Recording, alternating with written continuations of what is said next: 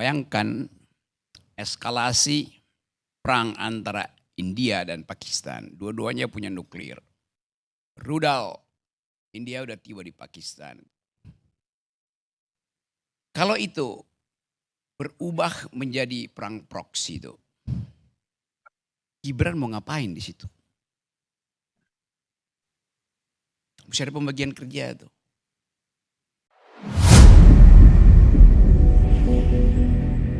Ya sekali lagi, Gibran, ya betul tadi. Kemampuan Gibran adalah membagi-bagi skincare. Soalnya, kenapa dia nggak pakai sendiri? Tidak perlu. Yang dia butuh bukan skincare, tapi brain care. Rocky Gerung menafsiri permintaan para purnawirawan agar Prabowo mencopot Gibran sebagai wapres saat ini. Rocky Gerung belajar memahami keinginan para purnawirawan TNI yang meminta agar Gibran dicopot.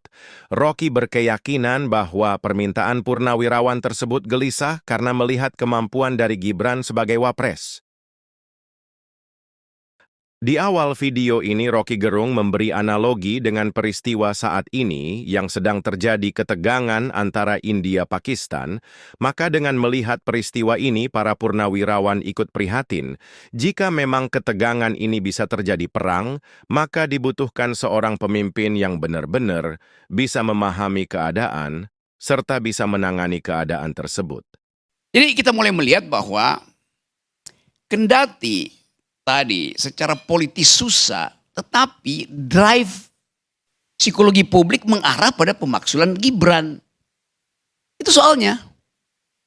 Ya nggak bisa, secara konstitusi ada, tetapi secara politik nggak mungkin tuh. Lo politik itu bukan the art of the possible yang mungkin mana, tapi the art of attacking the impossible. Kira itu yang lagi ditempuh oleh purnawirawan. Kenapa? Karena dia menunggangi dalam pengertian baik. Gelombang protes yang bertahun-tahun, berbulan-bulan, ada terus nama itu. Fufu Fafa, ijazah palsu, paman, siapa namanya itu kan. Jadi di benak publik tertanam itu. Dari mak-mak sampai anaknya yang SMA tadi pagi. Yang ketemu bilang hal yang sama itu. Psychological madness ini yang sebetulnya harus kita perhatikan. Apalagi tadi, kalau krisis bilateral tadi, yang sebetulnya itu pasti akan diseret. India punya faksi, Pakistan punya faksi. Dan elemen agama di situ akan sangat kuat. Lalu masuk ke Indonesia. Lalu teroris Asia Selatan itu turun lewat Malaysia, nyebrang ke Aceh, masuk Indonesia. Memanfaatkan kondisi yang tidak stabil secara politik Indonesia. Kita mau baca itu. Karena seringkali sejarah tiba dengan variabel yang tidak pernah dideteksi dari awal. Itu soalnya.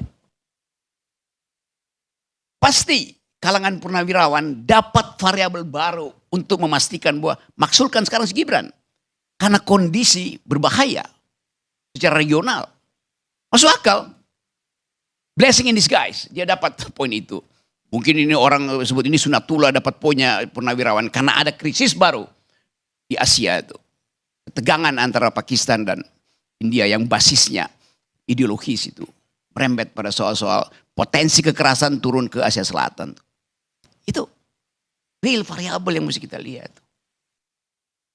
Jadi tiba-tiba kita mulai membaca bahwa ada keadaan yang kritis sebetulnya.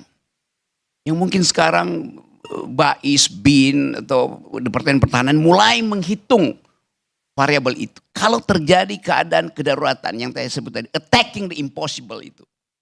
Pembagian pekerjaan dalam kabinet apa?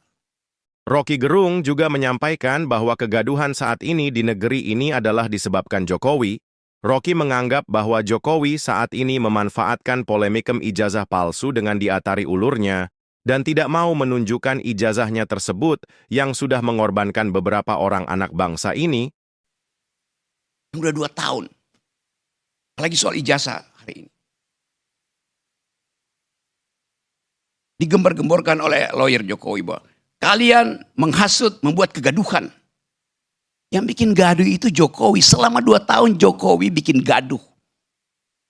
Karena dia umpankan ijazah itu untuk mengukur daya tahan dari mereka yang menghina dia. Akhirnya dilaporin.